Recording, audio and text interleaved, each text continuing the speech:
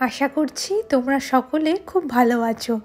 আমার জর্জিয়ার ব্লগ সিরিজের দ্বিতীয় পর্বে তোমাদের অনেক অনেক স্বাগতম। সকালবেলা উঠে হোটেলেই ছিল আমাদের আজ কমপ্লিমেন্টারি ব্রেকফাস্ট করে এখন আমরা হোটেল থেকে বেরিয়ে পড়েছি, যাচ্ছি আমাদের আজ যে ট্যুরটা করব সেই ট্যুরের মিটিং পয়েন্টে। হোটেল থেকে ওই মিটিং পয়েন্টে যেতে হেঁটে ওই 5 মিনিট মতো সময় লাগে। আজও আমরা এক ট্রাভেলার ভ্যানে উঠে পড়েছি, যাচ্ছি এখন আমাদের প্রথম ট্যুরিস্ট স্পটে। ওই যে দূরে দেখছো ওখানেই যাব, ওটা হচ্ছে জোয়ারি মনেস্টারি।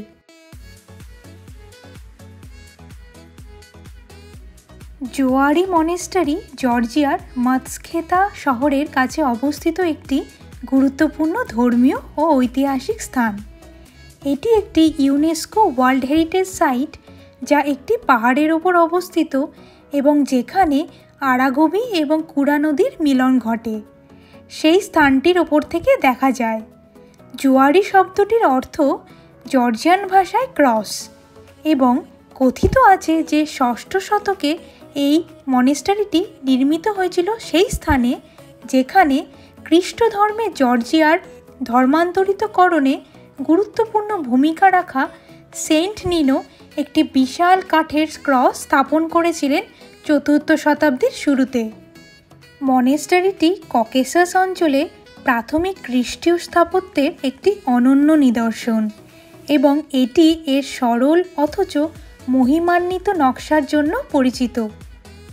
এটি একটি ক্রুশাকার গির্জা, যার উপরে 4টি কেন্দ্রীয় স্তম্ভের উপর একটি গম্বুজ স্থাপন করা হয়েছে। এটি জর্জিয়ার অন্যান্য অনেক গির্জা এবং আশেপাশের অঞ্চলের স্থাপত্যকে প্রভাবিত করেছে।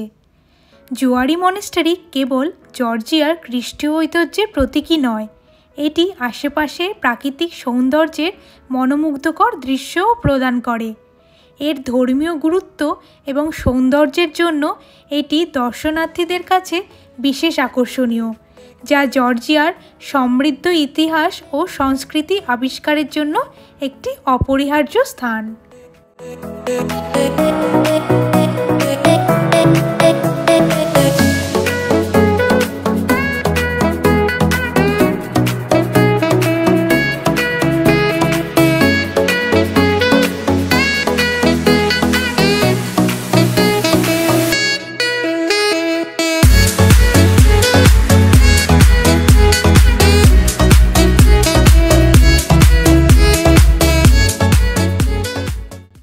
এখন আমরা যে রাস্তাটির ওপর দিয়ে যাচ্ছি এই শহরটির নাম হলো গোরি।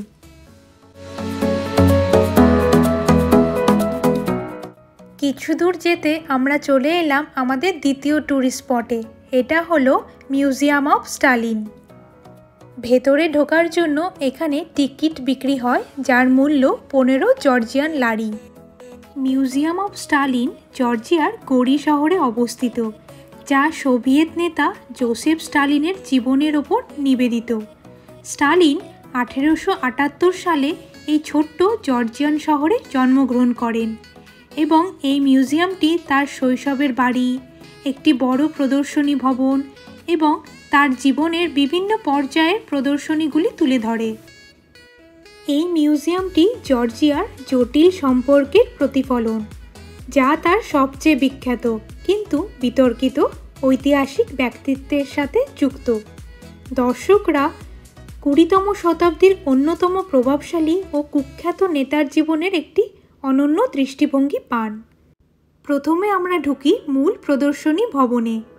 এই বড় সোভিয়েত শৈলীর ভবনটি 1957 সালে খোলা হয় এবং এতে স্টালিনের প্রাথমিক জীবন, ক্ষমতায় ওঠা, দ্বিতীয় বিশ্বযুদ্ধের ভূমিকা এবং তার মৃত্যুর সময়ের প্রদর্শনী রয়েছে।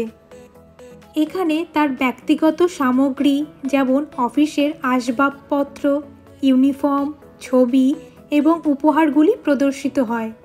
মিউজিয়ামটি মূলত স্টালিনকে মহিমান্বিত করে, তবে এটি তার শাসনের অন্ধকার দিকগুলি যেমন গণহত্যা, গণ আতঙ্ক এবং গুলাগ সিস্টেমের পর্যাপ্ত উল্লেখ না করার জন্য সমালোচিত হয়েছে। তবে সাম্প্রতিক বছরগুলোতে একটি আরও ভারসাম্যপূর্ণ বর্ণনা দেওয়ার চেষ্টা করা হয়েছে।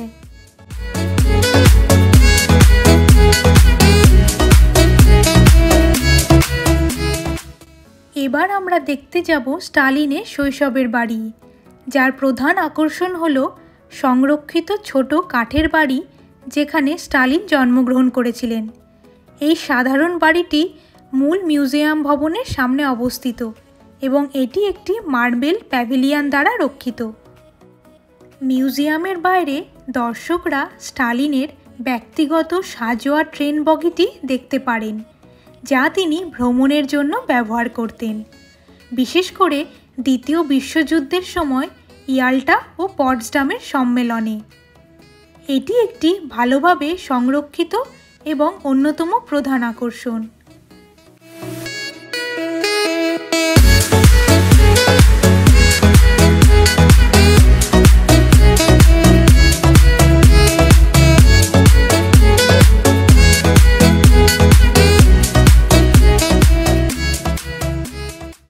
এরপরে আমরা যেখানে যাচ্ছি তার নাম হলো উপলিস্থিকে গুহা শহর। এটি একটি প্রাচীন গুহা শহর যা পূর্ব জর্জিয়ার গড়ি শহরের কাছে অবস্থিত। এটি প্রাচীন লৌহ যুগের সময় থেকে শুরু হয়ে জর্জিয়ার অন্যতম পুরনো নগর কেন্দ্র হিসেবে বিবেচিত হয়। উপলিস্থিকে নামের অর্থ প্রভুর দুর্গ এবং এই শহরটি তার ইতিহাসের বিভিন্ন সময়ে রাজনৈতিক, ধর্মীয় এবং সাংস্কৃতিক কেন্দ্র হিসেবে গুরুত্বপূর্ণ ভূমিকা পালন করেছে। উপলিস্থিকে তার স্বতন্ত্র শিলাকাটা স্থাপত্যের জন্য বিখ্যাত। শহরটিতে পাথরের পাহাড়ের মধ্যে খোদাই করা গুহ রয়েছে, যেখানে টানেল, রাস্তা এবং বিভিন্ন কাঠামো যেমন বাসস্থান, মন্দির, গির্জা, এমনকি একটি থিয়েটারও রয়েছে। শহরটি প্রাচীন জর্জিয়ান রাজ্যগুলির সময়ে একটি সমৃদ্ধ কেন্দ্র ছিল এবং বিশেষত পৌত্তলিক যুগে জর্জিয়ার ইতিহাসে গুরুত্বপূর্ণ ভূমিকা পালন করে। জর্জিয়ায় খ্রিস্টান ধর্মের বিস্তারের পরেও শহরটি তার গুরুত্ব বজায় রাখে, তবে ধীরে ধীরে এর পতন হয়। উপলিস্থিকে প্রাচীন সিল্ক রোডের পাশে অবস্থিত, যা একে বাণিজ্য এবং প্রতিরক্ষার জন্য গুরুত্বপূর্ণ একটি স্থান করে তুলেছিল। শহরটি বিভিন্ন স্থাপত্য শৈলীর সংমিশ্রণ প্রদর্শন করে, যা পারস্য, বাইজান্টিয়াম এবং অন্যান্য প্রতিবেশী সভ্যতার সাথে দীর্ঘকাল ধরে চলা সাংস্কৃতিক বিনিময়ের প্রতিফলন। মঙ্গল আক্রমণের সময় উপলিস্থিকে আংশিকভাবে ধ্বংস হয়, তবে এর অনেক গুহ এবং কাঠামো সংরক্ষিত রয়েছে। আজ এটি একটি জনপ্রিয় প্রত্নতাত্ত্বিক স্থান এবং পর্যটন কেন্দ্র হিসাবে দাঁড়িয়ে আছে। প্রাচীন পৌত্তলিক ও খ্রিস্টান প্রভাবের এই অনন্য সংমিশ্রণ জর্জিয়ার সমৃদ্ধ এবং জটিল ইতিহাস সম্পর্কে অন্তর্দৃষ্টি প্রদান করে।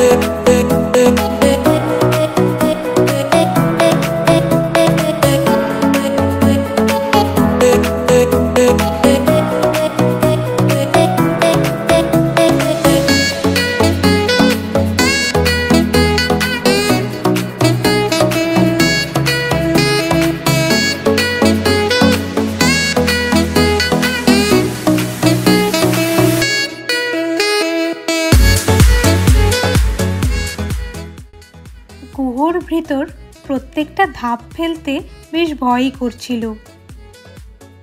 সব দেখে এবার নামার পালা। নামার জন্য গুহর ভেতরে এরকম একটা লম্বা সিঁড়ি আছে।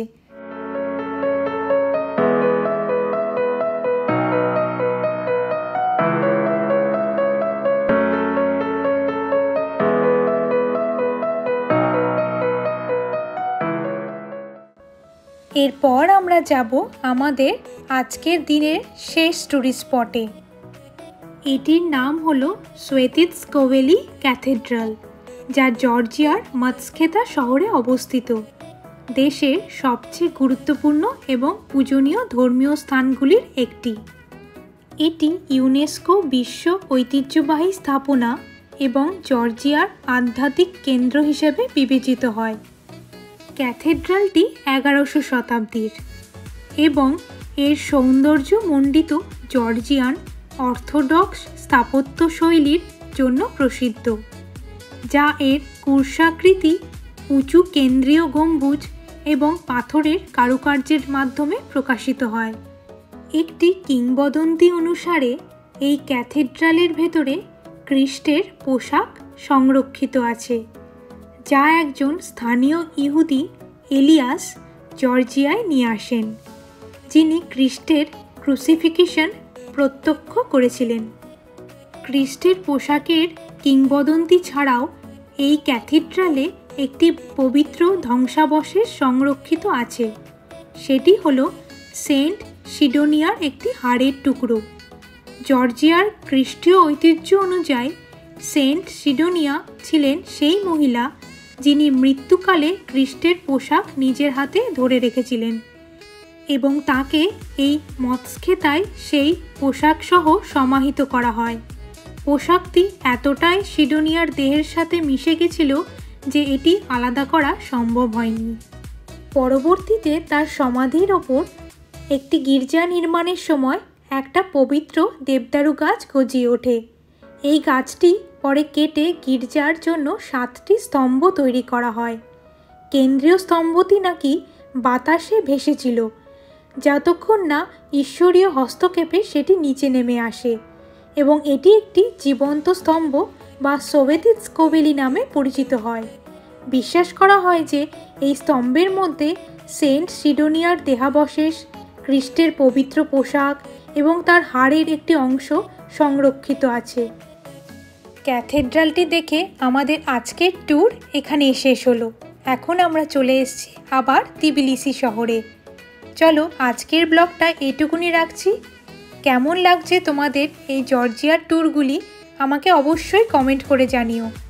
আর আমার চ্যানেলটা ভালো লাগলে অবশ্যই লাইক, শেয়ার অ্যান্ড সাবস্ক্রাইব করে দিও। আজকের মতো টাটা।